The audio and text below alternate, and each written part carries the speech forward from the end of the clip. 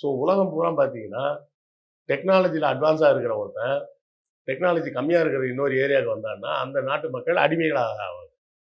நம்மளால மனிதனை ஏற்றிக்கொண்டு இன்னும் செவ்வாய் கிரகம் வரையும் நம்மளால போ முடியல. நமக்கு பக்கத்துல இருக்கிற கிரகமே செவ்வாய் கிரகம் தான். அங்கேயே மனுஷனை கூட்டிட்டு நம்மளால போ முடியல. அதிகபட்சம் நிலா வரை தான் போயிருக்கோம். அப்ப நம்ம தொழில்நுட்பம் எந்த அளவுக்கு இருக்கு? மனிதனை பயணம் செய்ய வைத்து செவ்வாய் கிரகத்தையும் நம்மளால தாண்ட முடியல. அப்போ ஒரு ஏலியன் வந்து எவ்வளவோ கோடிக்கணக்கான லைட் இயர்ஸ் தூரத்துல இருக்கக்கூடிய ஒரு கிரகத்திலேருந்து இங்கேயே வந்துட்டான்னா வைங்களேன், என்ன நடக்கும்? அந்த ஏலியன் மனிதர்களுக்கு மொத்த பூமியும் அடிமையாயிடும். அதுதான் நடக்கும். இதத்தான் வந்து ஸ்டீஃபன் ஹாக்கிங் சொன்னார்.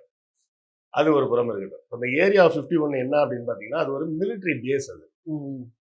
நெறைய பேர் வந்து தப்பா என்ன புரிஞ்சுட்டு இருக்காங்கன்னா, அது வந்து ஏலியன் சென்டர் அப்படின்னு புரிஞ்சுக்கிட்டு இருக்காங்க. ஏலியன்ஸுக்கும் அதுக்கும் சம்மந்தமே கிடையாது. அப்ப இந்த பேச்சுக்கள்லாம் ஏன் வர ஆரம்பிச்சுது அப்படின்னு கேட்டோம்னா, இந்த மிலிட்டரி பேஸ்ல இருக்கிறவங்க பொதுவா வேற இடத்துக்கு டிரான்ஸ்ஃபர் பண்றது கிடையாது. ஒரு மிலிட்டரி பேஸ்ல இருப்பாரு ஒருத்தர் ப்ரமோஷன் ஆச்சுன்னா அவர வேற ஏரியாவுக்கு டிரான்ஸ்ஃபர் பண்ணுவாங்க. ஆனா இந்த பேஸ்ல இருக்கிறவங்கள பொதுவா அவங்க ரிட்டயர்மென்ட் வர டிரான்ஸ்ஃபரே பண்றது கிடையாது. அவங்க அங்கேயே தான் வேலை பார்க்குறாங்க. அப்புறம் ரிட்டயர் ஆகுறாங்க. வேற இடத்துல இருக்கிறவங்க யாரையும் இங்க புதுசா கொண்டாந்து அப்பாயிண்ட் பண்றதும் கிடையாது.